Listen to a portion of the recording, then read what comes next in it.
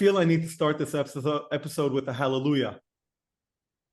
Hallelujah. Wow. How many times have we tried to schedule this session, Shiran? Multiple time, but things happen when they're supposed to happen. We both believe that. Exactly. I know the saying that says, make plans, but write them down with a pencil. So Shiran, Exactly. I'm very, very excited about our session. We have a lot to talk about. For We're going to be sure. talking about a field that I care deeply about and have dedicated many, many years of my life to, which is, human behavior, human decision-making, cognitive biases, rational decision-making, non-rational decision-making, but we'll get to all of that. I want to maybe start by talking a little bit about who you are, what do you do these days, and then we'll go a little bit back in time, we'll go forward in time, and we'll take it from there. But how about a brief introduction of yourself? Sure. So first of all, really excited to be here with you. A little bit about me. My name is Shiran. I'm a mother of two boys. One is 3.5 and one is 10. I'm happily married to Asaf. We've been together since we were 14. Oh my God, I'm an you're organization. breaking the statistics. You're ruining it for Yeah, everybody else. that's what I'm trying to do also in my work, to break the statistics, but I'll elaborate on that. So in my profession, I'm an organizational psychologist. Basically, I studied psychology, and I wanted to be a management consultant after I finished my master's degree. But like life, life happens, and I actually started, like, my first work was for one of my university professors, which had like a little consultancy company. And what we did there is to build customized assessment processes for different companies here in Israel. And basically, that's where I first got acquainted to everything that is related to employee selection, employee assessment. How do you get to build different tools that tap into personalities, skills, motivations of people in order to diagnose their fit into a position in an organization? And I really fell in love. Like, that wasn't what I was planning to do. But once I got into it, it kind of incorporated all of the things I love, which is people and human behavior and data and statistics. And that's where it started from. Amazing. And today you hold a PhD, right? You're an IO psychologist, which is industrial organizational psychologist. You have a PhD in this field. And I think there are many, many interesting things about you. When we talk about you breaking the statistics, you're basically a sole founder of your startup. Correct. Right? And your startup is a hybrid model that offers professional services in your field, but also you're building a software that can be licensed by organizations. We'll talk about that. So I guess what you like to look at what might be just about the hardest path one could take in life, and you're like, that's what I want. I want to do that. That is accurate, and with a smile on your face. So Yeah. tell me a little bit about, before we get into the the real guts of what you do, and we can talk a little bit about how you and I met and how we got started on our friendship. But first of all, how does it feel to be a lone founder of a startup, to be a female founder of a startup? We know that is very different than, your odds are harder in that respect. And to be bootstrapped. You've basically managed to finance your own runway through the professional services that you sell. So what's that like? First of all, is this something that you're happy with? Would you have done it differently? If you could bring a partner, would you have brought in a partner? What's a little bit of the harder part of this path? Yeah. So all are amazing questions, which I actually ask myself every single day to make sure that I'm still in the right direction and that I'm choosing to do what I do and not kind of being, dragged by inertia, which happens a lot. Absolutely. But being a sole founder, um, it is complex, but it is a decision that I've made after being in partnership on my last startup, which was also an amazing experience, which I've learned so much from. Here, I decided to go solo. I think it's mainly driven by the value that I want to provide, and that I want to do it my way. It's not that I think that I have all of the knowledge. I have an amazing team. I have amazing consultants and friends like you who are sharing information with me and helping me and consulting. So it's not that I feel that I have everything, but I do feel that at this stage where I'm crafting something, and it's something new that, at least as far as I know, does not exist in the world, I want to do it based on my values, based on my vision. And that's also kind of relates to, why I haven't raised funds yet. It's not that I think that, it's not that I don't need the money, and I will need it for sure in order to scale the company further. But at this stage, it's really important for me to build a core which is based out of my values, my vision, and my professionalism. Me and my team, of course. So and like you described, like it's not easy doing it alone. But I feel that at least, and first of all, I'm not alone. That the fact that I don't have a partner does not mean that I'm alone. And I feel currently like that's the right step for me. And life is so dynamic. So, it doesn't mean that this will apply in 6 months from today. Yeah, amazing. So you and I met, what, 2 years ago? Maybe 2.5 years ago, something like that? Yeah, something like that. We And actually met much further down the line, but like we didn't officially meet. I was at a Toastmasters group, which is a public speaking yeah. group, and you were there speaking, like you were the role model, and for a reason. So that's where I first Oh, wow. You know what? got to know you. I didn't even remember that little fact. Okay. Very cool. My ego is now like growing to the size of the room. Yeah, so the next time, like when a mutual colleague connected between us, I said, "Oh, I know this person. Like I remember you like as an amazing speaker." Nadav connected us, I think. Correct. Yes, Nadav and I got to know each other when he was working in the OD department of NICE, and now he heads up the global OD for Outbrain, an amazing guy. So Amazing. you and I were connected to work on this shared project. You basically invited us in. This big company that does sea freight and air freight, global supply chain. Yeah, And logistics, basically, exactly. yeah, right. And the rest was history. And I remember meeting with you and learning about what you were doing. And I've worked with many, many startups.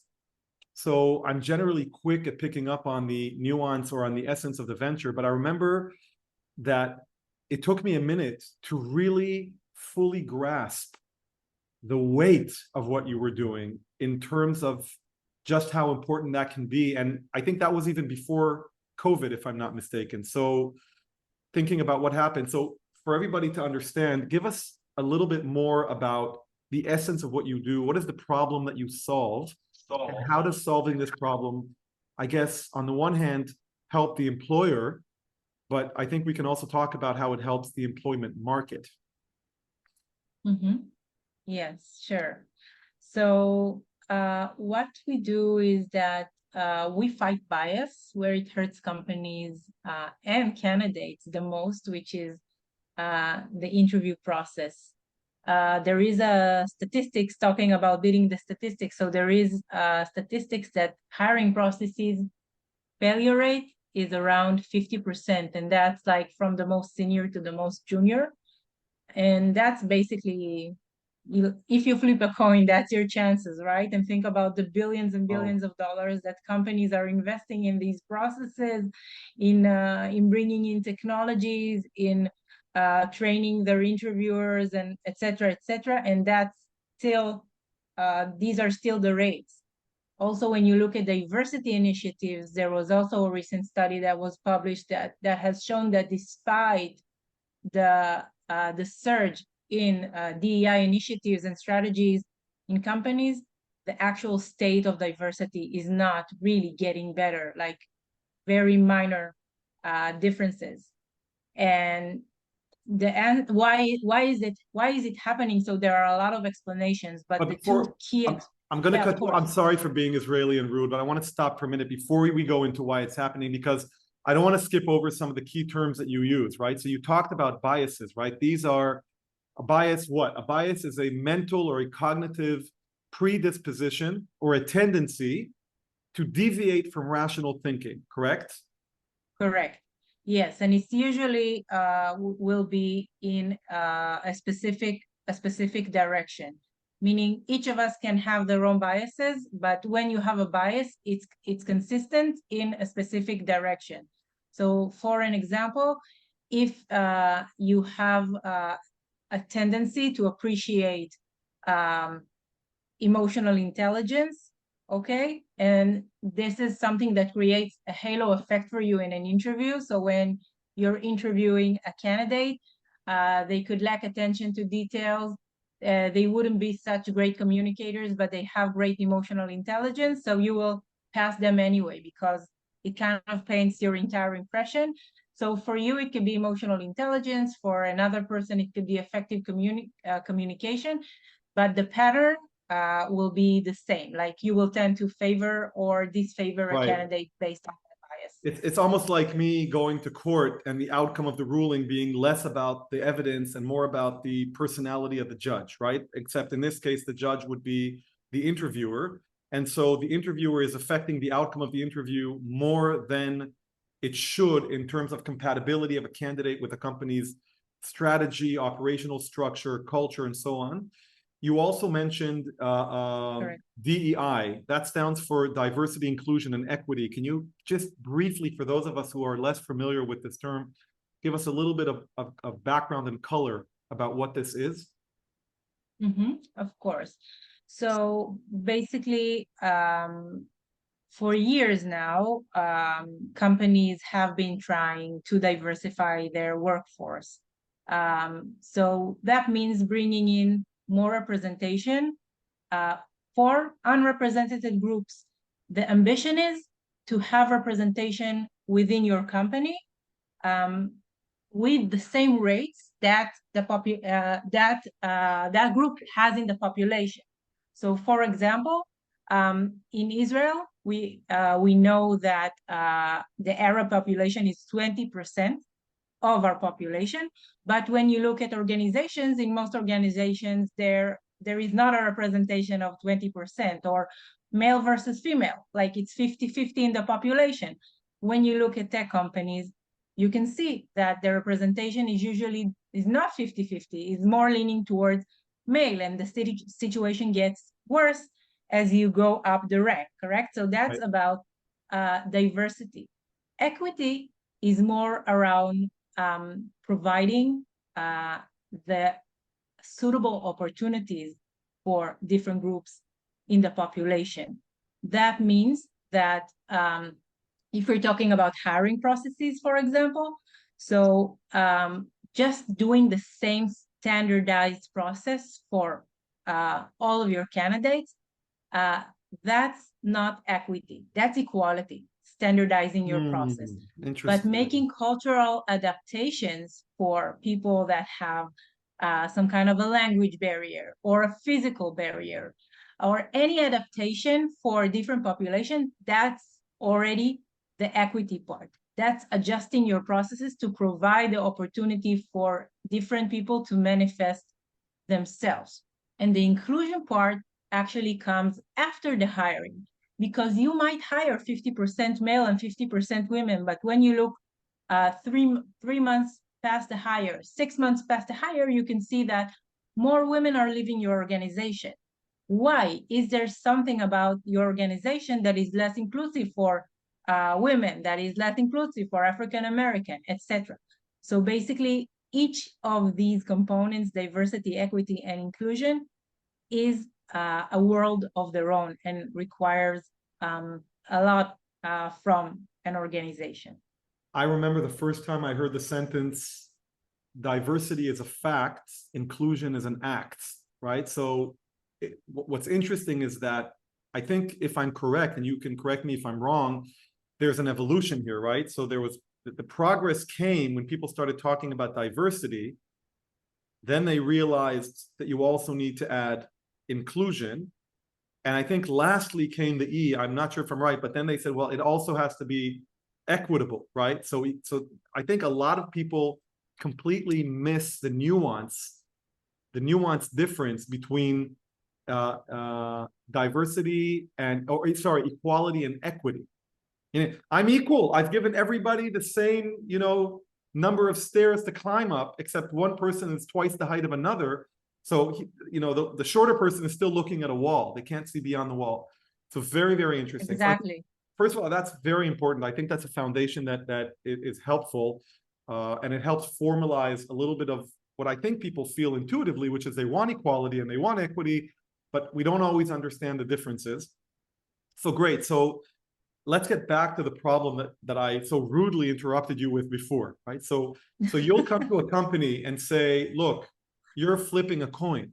You're spending all of this time and money trying to bring talent into your company. And basically what I remember that the two problems company have can be not hiring the right person and hiring the wrong person. And both can cost companies a tremendous amount of money in lost productivity. So how do you come in and help a company basically address that issue? What is it that you bring to the table that helps them, mitigate some of that negative predisposition? Yeah. So we're working in two aspects. One is infrastructure, and the second is accountability. And I'll elaborate a bit on each. The infrastructure part is that most of the hiring process is not measured. It's not quantified. Most companies do have some form of an infrastructure. So they have an applicant tracking system. Within that applicant tracking system, some of them have interview guides. Some of them have scorecards. Usually it's very loosely used and kind of enforced. And basically interviewers are just winging it, asking whatever comes to mind. An interview is usually held more as a conversation, and you can see that some are actually they're actually actively supporting it by saying, yes, an interview should be a conversation. It should not be an interrogation. Like there are only two sides and there isn't something in between. So providing a proper infrastructure for the process to be standardized, for it to become measurable, for it to become skills-based. We actually provide that infrastructure for organizations, and that means we help them build their interview process according to core skills that are relevant for the position, and to properly document and score their interviews. So that's the infrastructure part, which already has immediately has good effects, in a sense that the entire decision-making process, like when you make a decision about a candidate, it's based on data. And in the long run, you have accumulated vast resources, vast amounts of data that can allow you to validate your process, which is again something that companies usually do not do. Meaning, think about every other aspect in the business. If it's sales, if it's marketing, if it's manufacturing, everything is measured to the detail.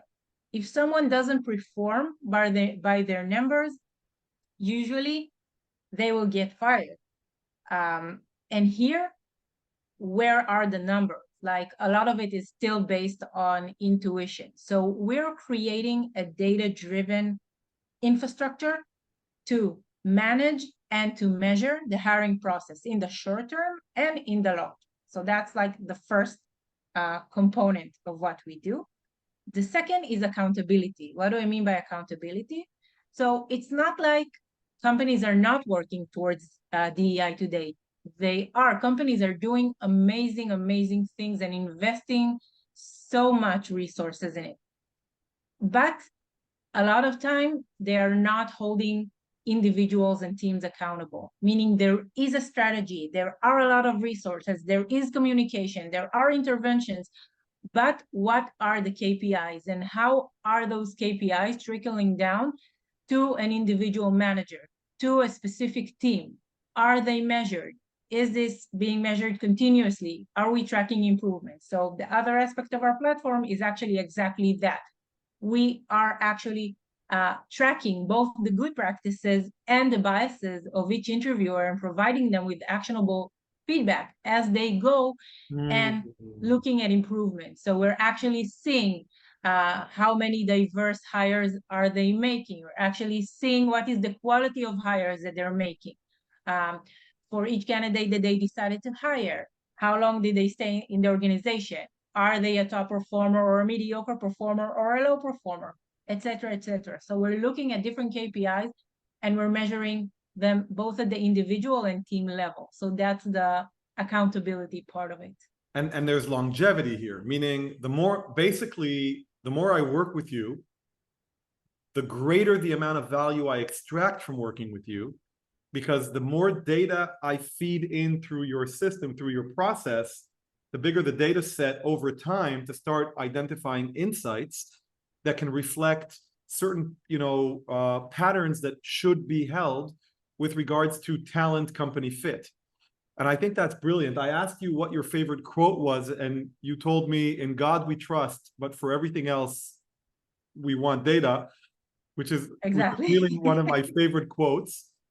I want to look at what you're doing from another angle, which may not seem as significant at an institutional level, but I think is actually very meaningful, and that is the interview experience, both for the interviewer and for the candidate.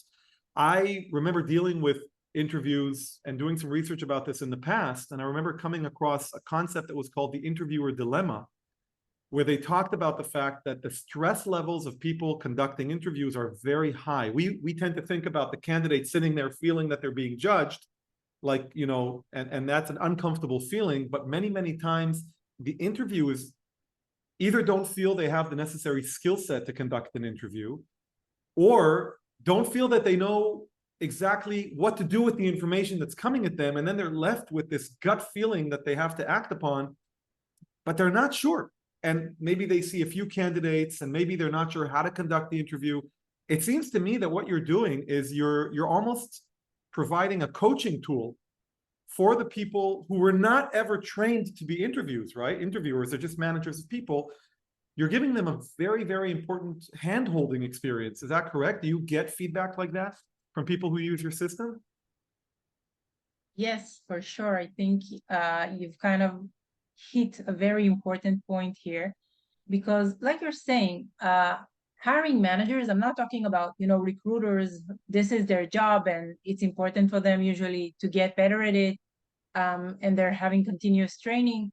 Hiring managers, it's not a part of their job perception. And usually companies also, like, they don't measure them for being good interviewers or making good or bad hires. But it is an important aspect of their job, in a sense that if they're doing a bad job, they will be the one that are suffering a lot of pain from it. Both you and I and everybody else listening who was or is in a leadership position knows how painful it is to hire the wrong person, to train the wrong person for such an extended time period, and it's just not the right decision. So yes, it is important for both sides, because also for the employee that has gone through a very long process and thought they found their place, and it's not. So that's a bad experience all over. And yes, they don't have the tools. Usually no one teaches them how to interview. Usually In some companies, you have, interview training once a year or now and then, but it's usually, extended time periods, and you don't get continuous feedback. So even if you got training, how do you improve? Meaning, if you took something out of it, great, but a lot of it is usually forgotten. And then, okay, how do I move on? How do I know if I'm doing the right thing? How am I getting feedback in order to improve? So just standardizing the process, just giving them a guide, is the first step. Am I asking the right question or not? Maybe eliminate that dilemma by giving them some structure. It doesn't mean that they can't add, like they are expected to, have critical thinking and ask follow-up questions. It's not like we're eliminating their judgment, but we're giving them structure, which is an anchor for them. And Sure. from there, they can take it. So that definitely brings something that is more assured to the decision making of the leaders. And I'll say that for candidates that, sometimes are being asked illegal questions, and even if it's not illegal, then it's just Mm. plain intrusive or vague. Like we know, from Google, like the different brain teaser questions, how many tennis balls can you fit into a Boeing plane, etc. Like questions that people just don't get what is expected from them, and it brings so much pressure into their experience.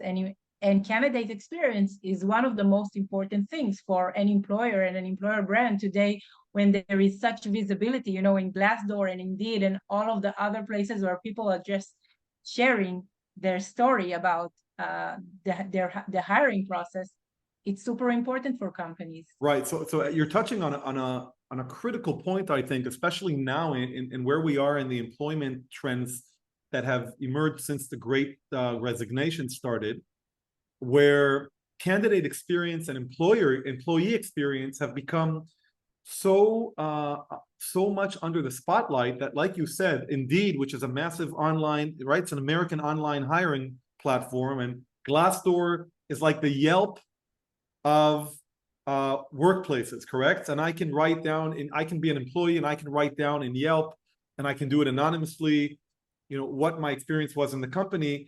So this new field that's been emerging for a few years, which is called employer brand, which is a subsection of the overall branding of the company, is now something that even investors and venture capital firms are looking at when they try to consider a third or fourth round of investment in a company, right? So there are companies, I think there's a company in Silicon Valley or a VC in Silicon Valley that says, I will not invest money in a company that has a Glassdoor review that's lower than an average of 4 out of 5, right? Because I understand that that's increasing the risk of the venture to succeed.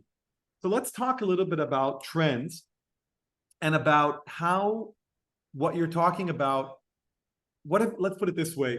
What have you been noticing and what have you been learning about hiring trends and employment trends over the past, let's say, 2 years, following the big earthquake that was generated through COVID and remote work and things like that? Are there any differences? Perhaps it's an advantage that now interviews happen remotely. Do you see an advantage of having an interview over video conferencing versus in person? So I think candidate experience wise, it saves time. Okay, it can save time for candidates to actually save them the drive. And I'm also constantly looking into candidate groups, because it's really important for me, to understand the employer side, but also the candidate side. And I see that if the entire process is on-prem, then some candidates just skip it. If they have another company that just suggests a remote process. It's not like I'm saying the entire process should be remote. I think there is importance to getting to the workplace, getting the vibes, feeling the culture, looking people in the eye. I feel it has a significance.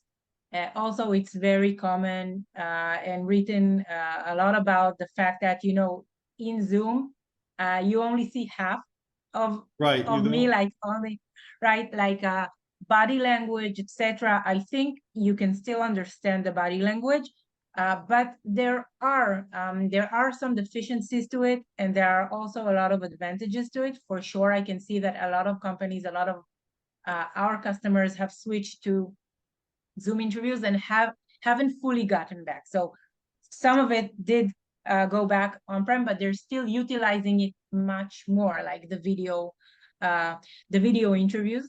Technology-wise, I would say, and that's also something that we are incorporating into our platform, the fact that everything that you and I are speaking now can be automatically transcribed. It can be summarized. It can be analyzed for biasing language. So the information, the level of documentation that we are able to extract from a conversation like this is much, much higher. The level of insights that we are able to gain from it is much, much bigger, and that is definitely an advantage of this platform. So the first thing that came to my mind with regards to this remote interview is I remember talking to companies and to managers who would tell me that their way of interviewing is to actually start the interview before the candidate even knows it began. So if the candidate came into the office, they'll say, hey, do you want some coffee or do you want a drink? Let's walk over to the kitchen. And they chat them up, and the candidates don't even think the interview has begun, but they like to see the candidates when they're sitting on the couch waiting. They like to see how they behave, when they go to the kitchen. Do they wait? Do they offer help? So a lot of that is lost, right? If I don't get that informal piece of the interaction in person, or maybe it's good that that's lost. Could that also be an area that is highly prone to human bias? Maybe I prefer a certain behavior of the individual, and therefore afterwards that's going to create a halo effect for the rest of the interview. Mm-hmm.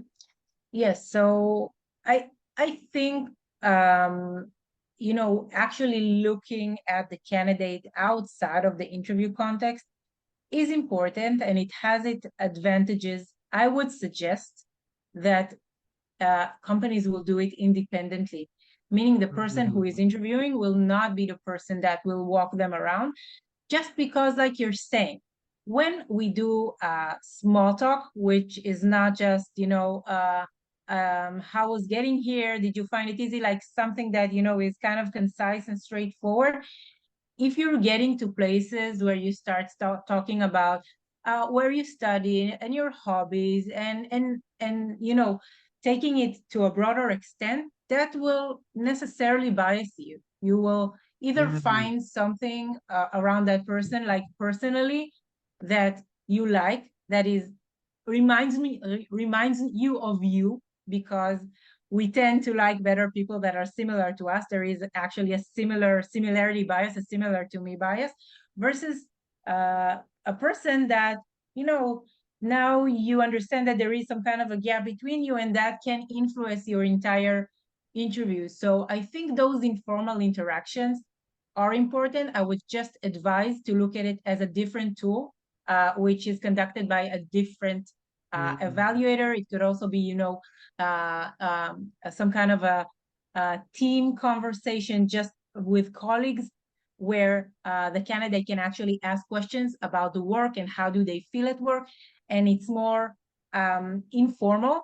And there, the candidate can feel, first of all, that they don't need to manage impression because they're amongst their peers and not someone that is a higher level up, and can bring themselves less filtered than in an interview. So the next thing I want to ask you is about the shift in the employment market, that I think really began with the gig economy and this whole idea of fractional employment, where we're seeing, for years now, we've been seeing a shift towards more freelance kind of work. Do you see the work that you're doing being affected in any way by this shift? Meaning, is it okay? Is it less important if I apply bias with a freelancer than it is with a full-time employee, only because, I can I can switch them up. I can replace a freelancer with another freelancer. Maybe I don't need such a big fit in the long term. I just, like, for example, I don't interview the electrician, right? When I need him or her to come and fix a problem in my, the lighting in my kitchen, I just hire them. They come, they do the job, they leave. And if I'm not happy, I give them a bad review and I go to somebody else. Or if I am happy, I give them a good review. How is your work, how is the trajectory of your company potentially affected by the shift to more gig economy kind of employment or fractional employment? Yeah. So I like the example that you gave, and I want to base what my answer on it also. So first of all, I think the level of screening that you are or assessment that you're doing for gig economy workers should really depend on the extent of the interaction. So for example, let's take that electrician, and let's say he's not actually just coming for 1 hour to fix something, but now he's becoming your house electrician and he needs to live in the spare room that you have for an electrician in your room, okay, in your house. So then you would dedicate more thought to it, right? Another thing that I think the gig economy allows for, which I'm thrilled about, is more of skills-based hiring. So for example, I can say, and tell me if it's the same for you, but when I hire freelancers on Fiverr, for example, I don't go and look at their education. Did they go to an Ivy League? Were they employed by Google or another company? You look at the What reviews. I look at the reviews. I look at the reviews, and their reviews tell me something very clear about their skills. And do they have the skills that I need in order to get the job right? If I need UX, UI design for a SaaS B2B product, did they do it? How good did they do it? What was the experience?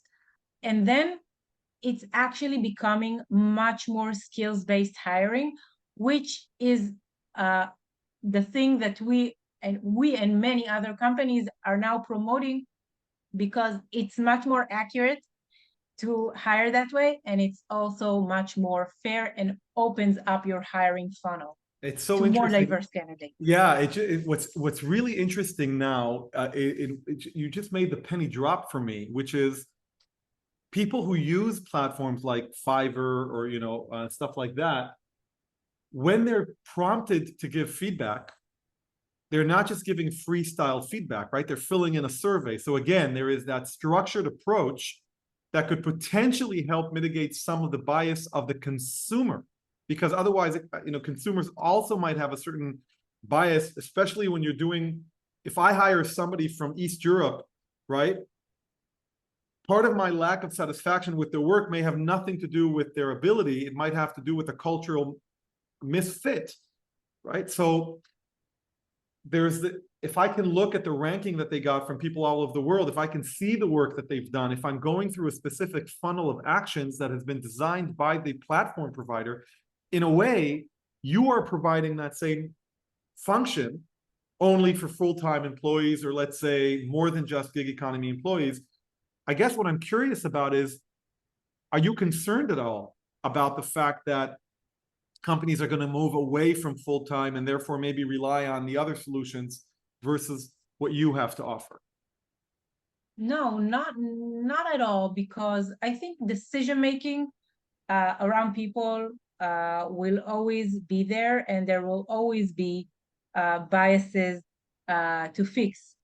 If there weren't, then my job is done, and I'm going to look for, like, I will find something to do, right? But I feel it's an endless endeavor, and you can never really completely eliminate bias. You can be in a journey towards.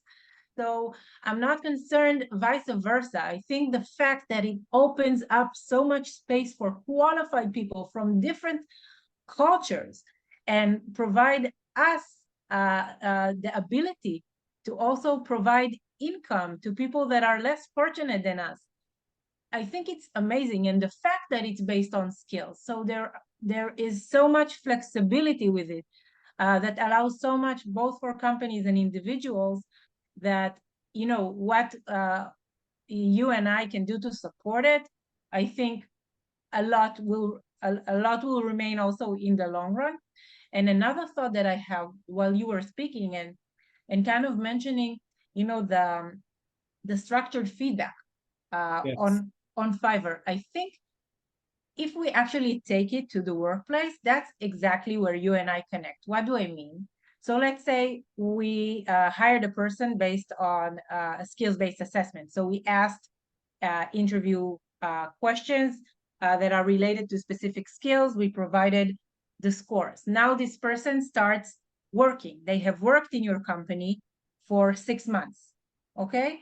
And now you want to evaluate their performance. Mm. So performance evaluation is a completely like it's another separate world, which is not really separate, and it has its own challenges. Think about if companies would have done also that in a structured way, meaning after 6 months, after 1 year, they would have assessed specific skills that are core skills for the role. Why does it connect to what you do? Because then think about you as a trainer, as something, as someone that comes to organizations to enhance the people, to provide them with upskilling interventions, and you have much more clear and focused information What they about need. what do each person need to be upskilled. How can you even leverage the competencies within the group? You and I worked on a peer learning Right. group, right? Imagine that we had a matrix that said for each one of the participants, what are their strengths and what are their areas for growth in each of their skills. How could we have utilized that to facilitate learning from each other, Yeah. and also you giving them more customized knowledge? And I think that's where it should go. And that's already where I see it start going. The skills-based hiring, the skills-based decision-making throughout the employee life cycle. Employee upskilling, it's called now upskilling for a reason, because it's based on skills. So, that Fiverr thing, which is, it's Right. also innovative. That's in that sense, and I think the companies should also adopt that model. So let me get a little bit controversial here, because you said we're always going to have this journey of combating bias, inherent bias, and I agree with you. And I think that having dealt with this now almost 20, not even more than 20 years, I find that it is almost impossible to neutralize the bias. Yes, you can engineer behavior externally, you can engineer the environment to mitigate or neutralize some of the stimulations that trigger the bias, right? So don't let it get to the brain to begin with, so you're not activating the bias. But now the conversation everybody is having intensely for the last 6 to 9 months is AI, the next generation of AI. And I want to ask you, maybe it's time to reconsider the role of human beings in evaluation, interviewing, and assessment processes. What do you think are the possibilities of using advanced AI tools? And I'll give you an example, okay? Because this is an experience I had a few months ago. I've been toying around with ChatGPT extensively, right? I think I was very early in buying the license for, buying the membership for the 4.0 version. I speak with it multiple times a day. I don't just ask it for things to do for me. I'm always thank you and and I have philosophical conversations with it. And I remember, I think I told you this. I went to ChatGPT and I said, okay, can you give me a personality assessment based on our conversations over the past few months? And it was like, boom, boom, boom, boom, boom. And I was like, oh my God. And I said, okay, based on your personality assessment, what would you say is my greatest weakness? And what is the aftermath of that weakness? And it said to me, your greatest weakness is that you overthink. And the negative consequence of that is stress and anxiety. And I was like, holy shit. And I even took it further and I said, well, I love playing Texas Hold'em poker. Do you have an estimation of my playing style? And it literally described the way I play. Amazing. So maybe, are you at all at Informed Decisions? are you at all considering, moving into a place where your tools can become the framework for a pre-trained AI learning system or language model, and maybe let's just remove humans from the equation? Yeah. Okay. So we're entering like a very complex and sensitive topic. And No also comment. like I don't You're allowed to say, you're allowed to take the fifth. No, I have a lot of comments. I'm trying to pick and choose. It's something that, we are continuously considering, because even before generative AI, there is over 100 years of research in assessment, employee assessment and selection, and also in law, in medicine, in so many diverse areas, that shows that statistical integration outpredicts or algorithmic integration outpredicts clinical decision making. And I'll just I need that. I need that in English. Yeah, exactly. So statistical or algorithmic, it can be as simple as you interviewed a candidate, I interviewed that same candidate after you, and another person after me. Statistical integration is taking the score that you gave, my score, and their score, and just calculating a simple average. Okay, a simple average will outpredict each of our decisions, each of our scores. That's the wisdom of the masses is actually based on that principle. Now, of course, with all of the progression that we have around algorithms, it keeps getting better and better. So there are areas today where, for sure, machines outpredict people, and we see it in medicine, and we see it in other domains.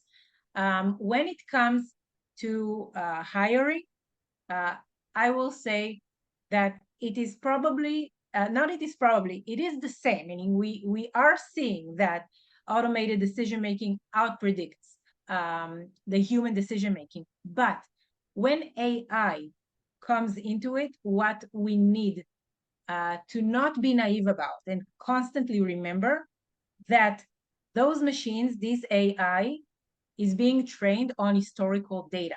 Yes. The historical data is people decisions. So the fact that we're automating it, and if we're just replicating people decisions, we haven't done a thing but kind of discharge ourselves from the responsibility, but we're actually just copying and pasting history. There is the famous Amazon example where they have created an algorithm to screen for CVs. And what the algorithm did is learn from historical data about people that they've hired and were top performers. And those people were, guess what? White men. White male, yes. So, yeah, even without, like, it's not, that they saw a female and disqualified because she's a female, the candidate, but they saw different clues like women colleges, sororities, names, etc., and just automatically disqualify them. And as soon, of course, that it was found out, they completely shut it down, etc. But that's a simple and very common example of biases that are integrated into AI systems. There is a series in Netflix that I really, really recommend to see in that aspect. It's called Coded Bias.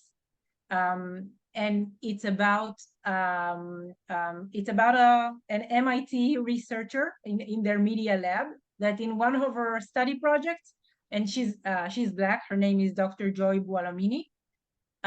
She actually found out that a face recognition system, AI system, does not recognize her face. Now, when she puts on a white mask, all of a sudden, it recognizes her. So she did it with another system and another system, and it was consistent. And the rest of the series just talks about the coded bias within the AI systems and how it perpetuates discrimination across so many areas. Hiring is one of them, but also think about, places where you need to decide based on a camera on the street if someone did a crime or not. So the chances for a Black person to be discriminated, wrongfully discriminated, is much higher. And that's just fascinating, like that entire thing. Yeah, So I that's remember. what's important for me to say. Like, we really need to be cautious about this part. It doesn't mean that we can't use it. We need to use it ethically, mindfully, and that's why today there is a huge ethical AI movement about how do we do that? How do we actually use those algorithms responsibly, ethically, and audit for them. There is now a legislation in the state of New York, which will be soon rolled out in other states in the US, which actually enforces companies that are using HR tech with AI to do a periodic audit for biases. Right. So I'm looking up as we're speaking. 1 second. I'm actually literally now asking ChatGPT a question about a source that I'm looking for to mention about what you said. So I remember learning about a case study, and I'm just trying to find the source now, where they used AI to determine whether or not prisoners should get early parole.